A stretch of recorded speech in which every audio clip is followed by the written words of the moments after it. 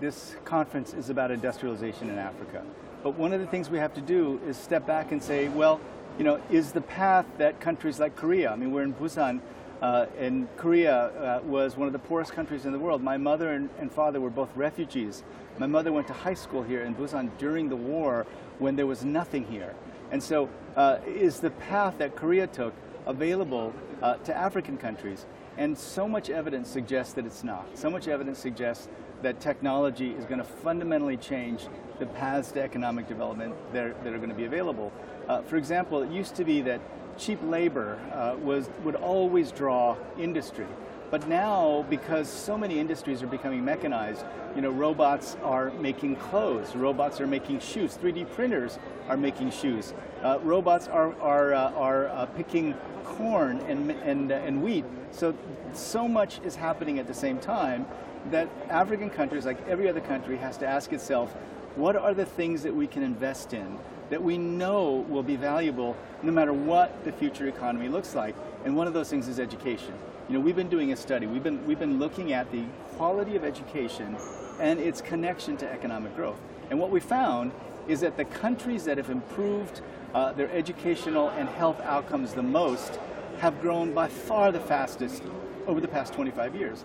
The connection between better health and education outcomes and growth is far stronger than we had ever imagined. And so when we sit back, we hear many African countries say, first we'll go rich, and we'll go rich by becoming industrialized. And then when we grow rich, then we'll invest in our people. That's exactly the opposite of the strategy that Korea took. It's the opposite of the strategy that China took. It's the opposite of the strategy that Japan, Taiwan, Hong Kong, all these places took.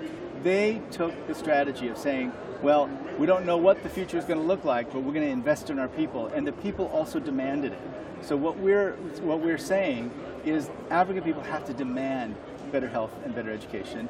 And the countries have to really wake up to the fact that the most important, the best investment they can make is in their own people, because they don't know what the economy of the future will look like. But they definitely know that healthier, smarter people who can learn throughout their entire lives, who have determination, who can collaborate, those are the kinds of countries and people that will do best in the future. And what you see is that many African leaders will wax poetic about how important health and education are to them, but I actually know what they spend, and the budgets are nowhere near sufficient. So if you can wax poetic and not spend anything, well, we have to change that situation, and we're going to change that situation by publishing a ranking. We have a doing business ranking, and every year it's the most controversial thing that comes out, because you actually see how you're doing compared to other states, and other countries. In this ranking, we're going to actually rank countries from 1 to about 180, 85 or so in terms of the quality of their investments in human beings, in their health and education. And many countries are going to find themselves in positions where the people will be very upset. Some countries who always thought they were superior to other countries will find themselves ranked below those countries in the Human Capital Index. And so finally, I think we're going to get the attention of heads of state and ministries of finance. They're the ones who really have to pay attention.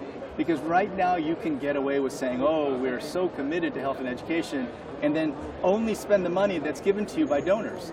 What we're saying is that heads of state and ministers of finance have to put investing in their people at the top of their list. We're not saying invest in people at the expense of investing in infrastructure. We're saying you still have to invest in infrastructure.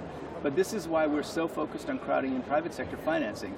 So many of the infrastructure projects that are funded through government resources, governments taking loans from organizations like the African Development Bank or the World Bank, we think that many of those infrastructure projects can be financed privately.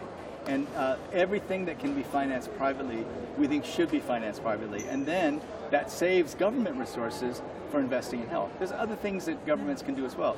So many governments have fossil fuel subsidies. And while fossil fuel subsidies are politically very popular, they're actually regressive. The richest 20% get 6 times the benefit from fossil fuel subsidies as the poorest 20%. And governments will say to you, well, we subsidize fossil fuels because it's for the poor. It's not for the poor. It's mostly for the rich. You can set up programs that specifically target the poor without subsidizing fossil fuels as a whole. Many agricultural subsidies are not really focused on the poorest. And of course, you can do things like put on a tobacco tax. We found that tobacco taxes are extremely effective in raising financing for investing in things like health and education. So we're setting up a situation where I hope that very soon there will be no excuse not to invest massively and much more effectively in your own people. Your own people is really all you've got. And the lesson from South Korea has, we just want to be clear, lots of people misunderstand it. The lesson from South Korea is that if you invest in your people, you will be ready for anything. Whatever the world economy evolves into, you'll be ready to take it on, and that's exactly what South Korea has demonstrated.